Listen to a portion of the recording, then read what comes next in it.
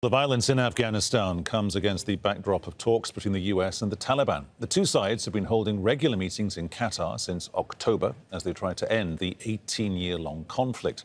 Talks between Afghan officials and Taliban representatives have also taken place, but negotiations are complicated by frequent attacks, the presence of ISIL-affiliated fighters and a presidential election, as we were hearing there from Charlotte Bellis in Kabul, planned for September. Let's talk now to Omar Zakilwal. He's formerly an advisor to President Ghani.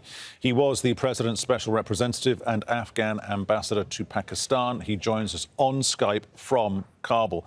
Omar Zakilwal, if it's not the Taliban, who was it, do you think?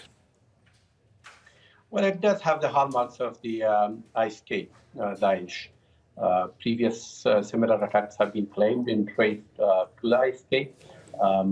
This has not yet been claimed, or at least I don't know yet, but it definitely looks like they have carried it out.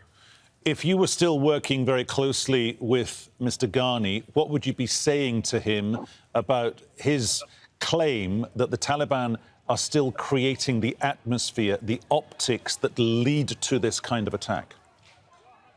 Well, there's no doubt that the warring environment in Afghanistan has provided a platform for terrorist activities, including that of Daesh and others as well.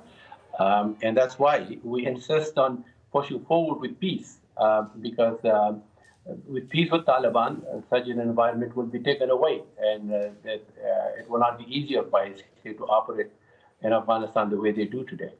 What does this do to the talks about talks that we've seen taking place in the Qatari capital, Doha? I think, if anything, this should strengthen our resolve to push forward for that. Whenever peace talks heat up, such attacks increase. In fact, this is not the first big attack this year.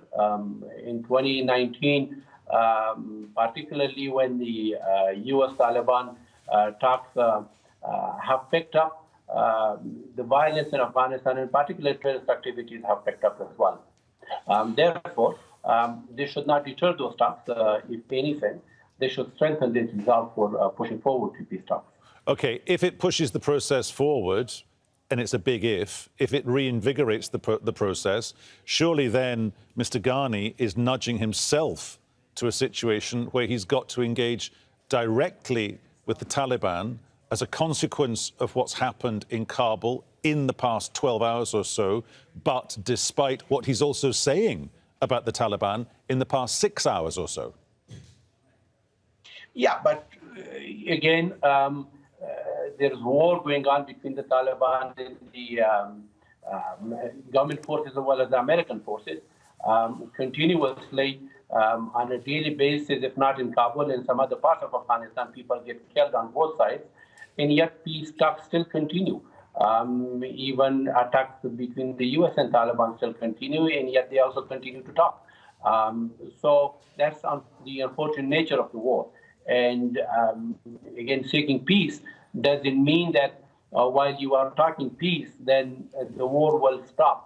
No, the war will continue, unfortunately, but peace talks should also continue with the hope that this will put an end to the war.